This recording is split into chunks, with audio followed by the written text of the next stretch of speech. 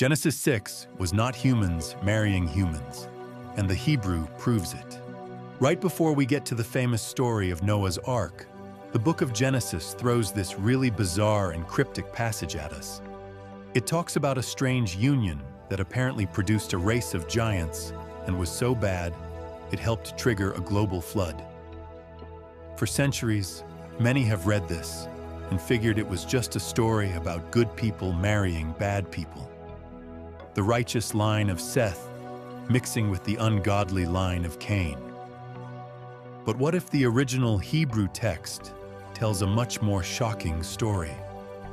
A story of supernatural rebellion that corrupted the very fabric of humanity. We're going to look at the evidence that suggests the sons of God weren't human at all, and uncover a truth that has huge implications for how we understand the entire Bible. Section 1. The Problem Passage. Let's start by reading the text itself. Genesis chapter 6, verses 1 through 4.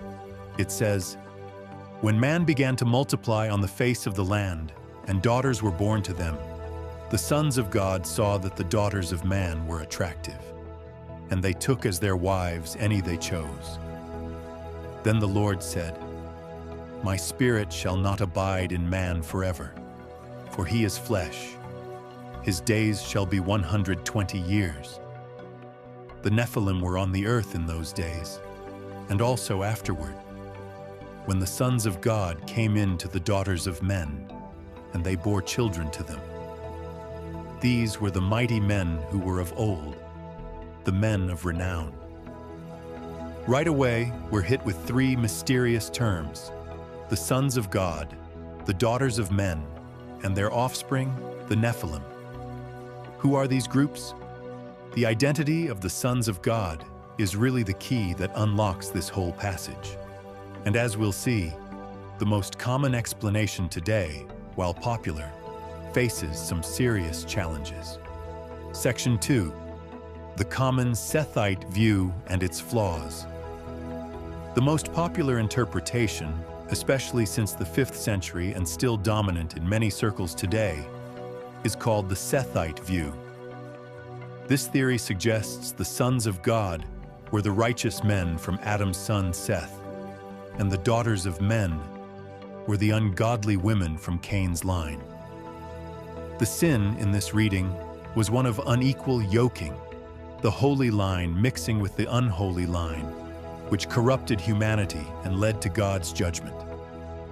This view was promoted by influential theologians like Augustine, partly due to theological concerns about the nature of angels and as a reaction against pagan myths.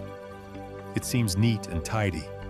It keeps the story entirely on a human level, a moral lesson about staying separate from the world. But when you look closely, this interpretation starts to fall apart for a few big reasons. First, the text doesn't actually say that. There's no mention of Cain or Seth in Genesis 6. To assume daughters of men refers only to Cain's line is an argument from silence.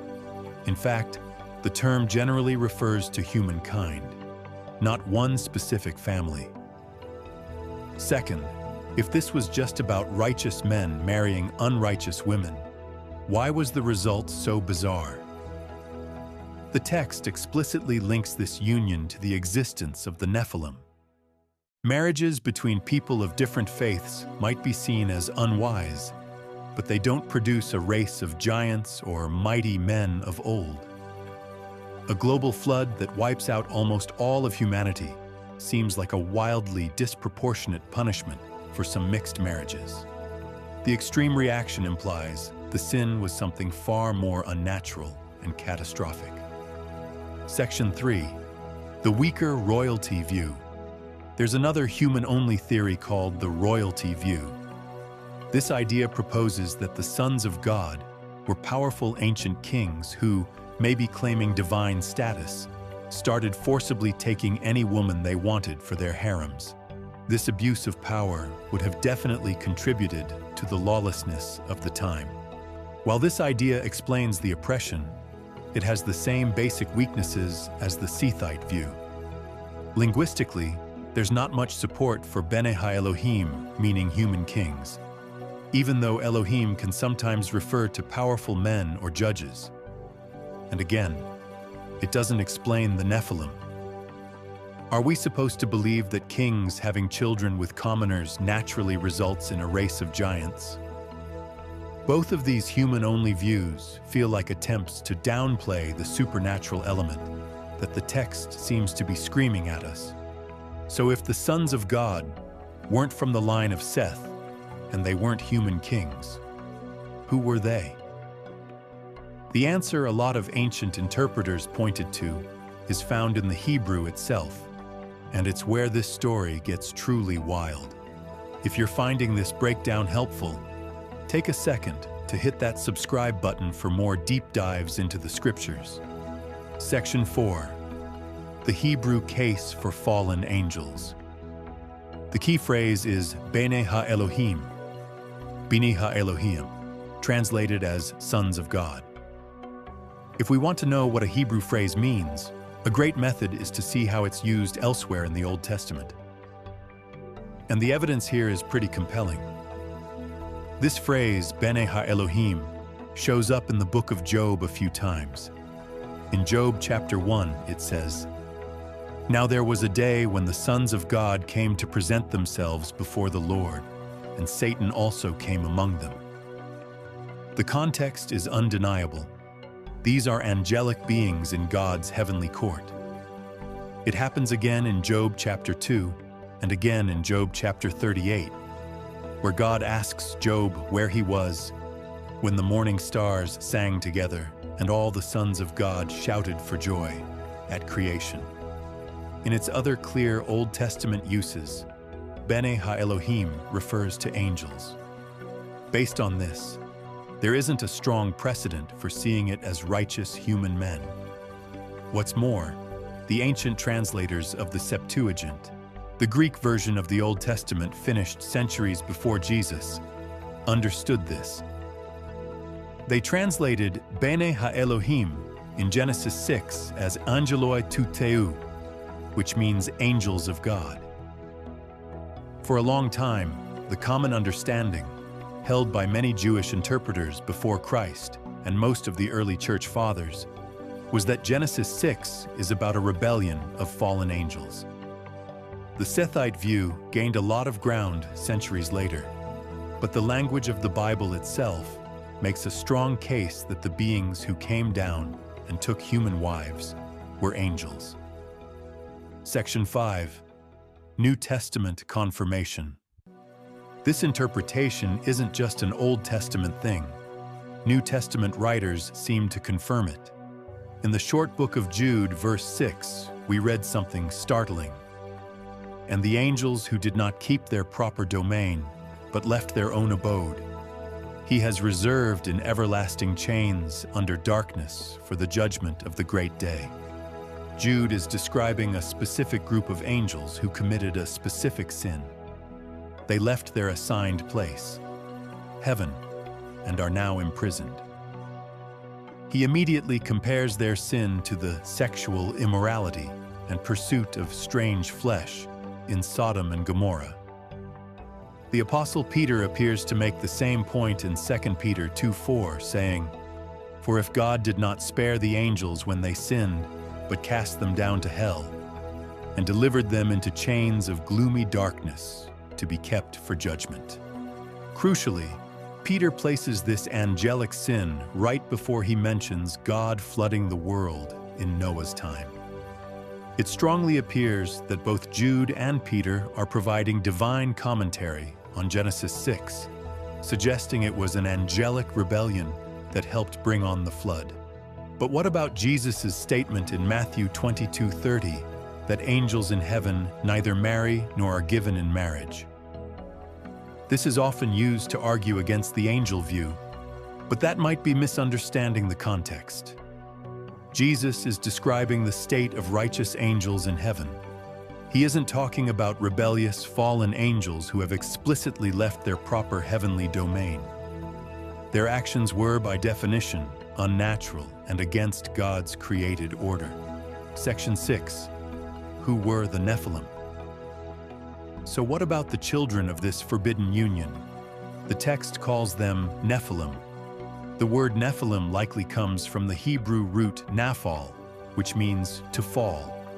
So you could call them the fallen ones. The text also calls them Gibborim, mighty men who were of old, men of renown. This was, in this view, a hybrid race, part angel and part human, whose existence corrupted the human gene pool and filled the earth with violence. They weren't just tall people. They were the unnatural product of a cosmic rebellion. Section 7. The bigger story, a cosmic crisis. This brings us to the ultimate question. Why does any of this matter? It matters because this wasn't just about bad marriages. It was a direct, satanic assault on the plan of God. Back in Genesis 3:15, God promised that a seed of the woman would come to crush the head of the serpent. This was the first prophecy of the Messiah. The fallen angel's sin in Genesis 6 can be seen as a strategic, demonic attempt to corrupt the human bloodline to prevent the promised Messiah from coming. By mixing angelic and human natures, the enemy may have been trying to make it impossible for a pure human savior to be born. This is why the judgment had to be so severe. The flood wasn't just a punishment for human evil. It was a divine reset button to save the human race from total genetic and spiritual contamination. This sheds new light on why Noah was chosen. Genesis 6:9 says, Noah was a righteous man, blameless in his generation. The Hebrew word for blameless is tamim. This word is often used to describe animals that are physically unblemished and fit for sacrifice. While it certainly refers to Noah's moral character, some have suggested it might also hint at his uncorrupted human lineage. He and his family were the pure human line through which the promised seed could one day come. Conclusion. When we let the Bible interpret itself, the story of Genesis 6 becomes much clearer and, honestly, much stranger. While the common Sethite view is a plausible reading held by many, it struggles to answer some of the major linguistic and contextual questions. The angel interpretation, on the other hand, lines up with how the phrase Beni Ha-Elohim is used elsewhere, seems to be confirmed by New Testament writers, and fits into the grand narrative of a cosmic conflict over God's promise of redemption. Genesis 6 is not a quaint fable about avoiding bad company. It's a terrifying account of a supernatural crisis that threatened to derail God's entire plan for humanity. It shows us the depths of angelic rebellion, the horrific results of crossing God's created boundaries, and the incredible lengths God will go to preserve his promise of a savior. It reminds us that the biblical story is far bigger and stranger than we often imagine. What are your thoughts on this interpretation? Does it change how you see the story of the flood? Let me know in the comments below. And if you enjoyed this video, make sure to like and subscribe for more content that uncovers the hidden depths of the Bible. Thanks for watching.